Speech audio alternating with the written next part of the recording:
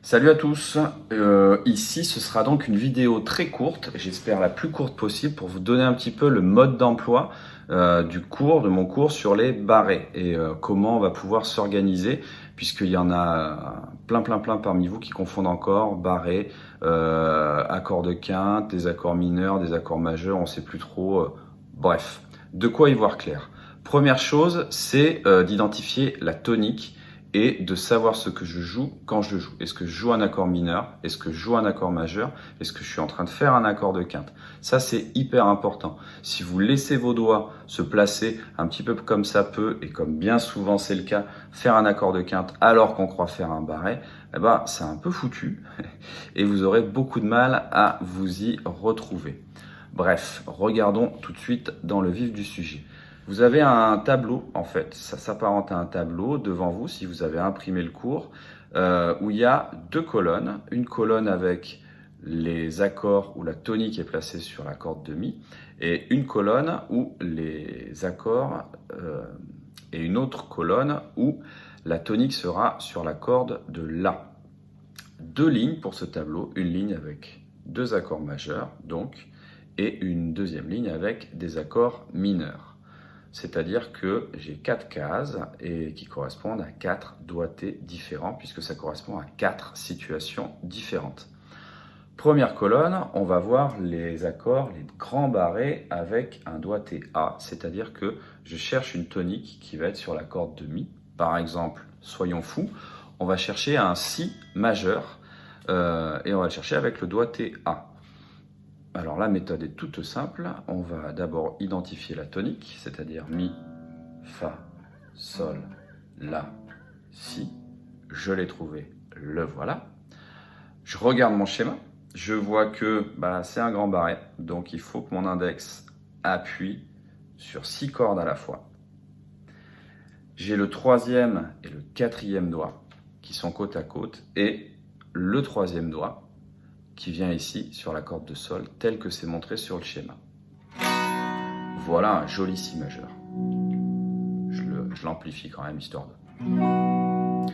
Alors ça, si vous êtes encore débutant du côté des barrés, le plus simple souvent, c'est de prendre l'ordre inverse pour placer ses doigts, c'est-à-dire de placer le troisième, le quatrième doigt et le majeur et d'étirer l'index en dernier.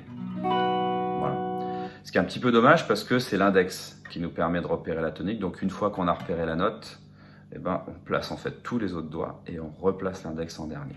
Voilà. Mais généralement, pour la main gauche, ça sera un petit peu plus facile au niveau musculaire dans cet ordre-là.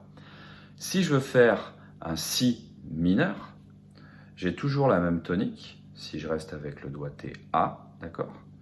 Donc ça ne change pas, mais par contre, je vois ma ligne du dessous me montre que je n'ai qu'à relever le majeur et à bien faire entendre du coup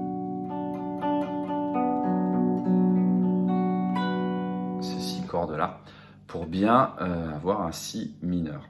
Si je prends le même exemple avec le doigté B, je vais avoir La, Si, cool, j'ai à me déplacer beaucoup moins loin. Pour faire un Si majeur, je vais avoir les 3 doigts, majeur, annulaire, auriculaire, placé comme ceci, et l'index, lui, qui va être comme cela. Alors là, c'est vraiment dans cet ordre-là, c'est-à-dire que si on a l'index placé d'abord et puis les 3 doigts placés après, ça risque d'être un peu compliqué. Quand on débute, ça sera souvent beaucoup plus simple d'avoir 2, 3 et 4, le majeur, l'annulaire et l'auriculaire placés avant et l'index placé après. Si je veux faire un Si mineur, vous avez compris, c'est la ligne d'en dessous.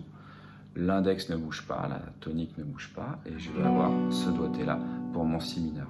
C'est-à-dire que à chaque fois que je vais lire une grille et qu'il va falloir jouer ça avec des barrés, je vais avoir deux solutions. Si je veux jouer mon Si majeur, je peux le jouer soit là, soit là. Si je veux faire un La mineur, je peux le jouer soit là, soit là. À chaque fois, il va y avoir deux solutions pour chaque accord et ça va être un petit peu votre espace de liberté aussi et à vous de voir où est-ce que vous vous sentez le mieux, le plus à l'aise en fonction des accords qu'il y a à jouer avant, des accords qu'il y aura à jouer après. Voilà, où est-ce que vous allez vouloir le faire puisque ceci, qui est un Si mineur, est égal à cela. qui est aussi un si mineur. C'est simplement que c'est pas le même endroit pour le jouer. Mais si je tends bien l'oreille,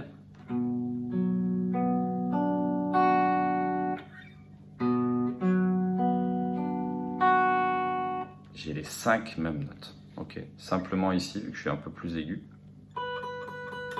je vais avoir cette note-là sur la corde de mi aigu.